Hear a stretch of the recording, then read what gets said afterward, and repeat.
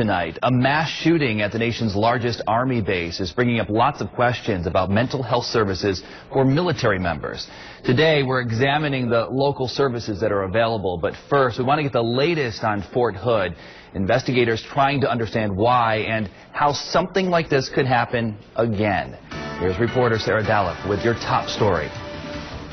24 hours after the mass shooting at Fort Hood, the focus is centered on why and how this rampage occurred, as well as on the victims still fighting for their lives. They have some injuries to the neck. We have a potential spine injury, and we also have an abdominal injury. 3 victims remain in critical condition, and at least 2 still need surgery. The alleged gunman has been identified as Ivan Lopez, an Iraq War veteran being treated for mental illness. He was undergoing a variety of treatment and diagnoses for mental health conditions. Army officials say he saw no combat while serving in Iraq and had showed no signs of violence when examined by a psychiatrist last month. Lopez's wife was shocked, according to a neighbor, when she learned he's believed to be responsible for killing 3 and injuring 16 before turning the gun on himself. She said, "Oh my God, it's him." She broke down.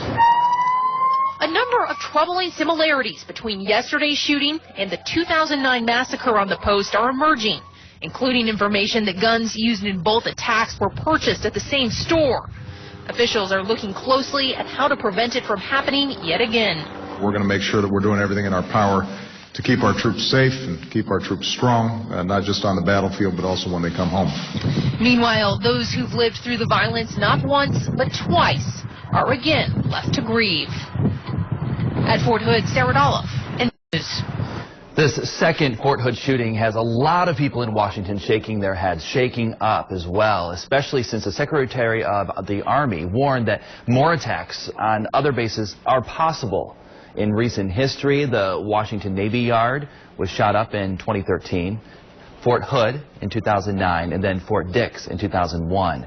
Many experts in Washington are agreeing that stepping up mental health care for those in or on U.S. bases is a better plan than stepping up security at the gates. It can't be a stigma, well, you're not a tough guy if you come forward and seek help, because otherwise you're suppressing folks that might have a need. Now, there is no finger pointing in Washington, at least not yet, and no easy answers about how to resolve this problem. Mental illness, is a problem that plagues veterans everywhere, including right here in Greater Utica, and it's not a rare occurrence, even here. News Channel 2's Jolene Ferris has more on the local face of a national problem.